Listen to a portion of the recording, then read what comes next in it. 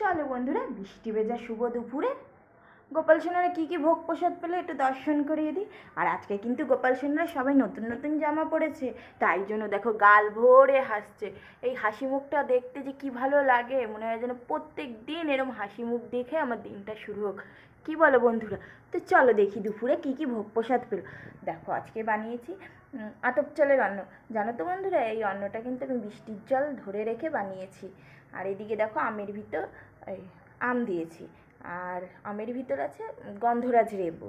আর এইদিকে দেখো পাঁচমিশালি সবজি, আজকে একটু ডাল বানিয়ে দিয়েছি আমড়া দিয়ে।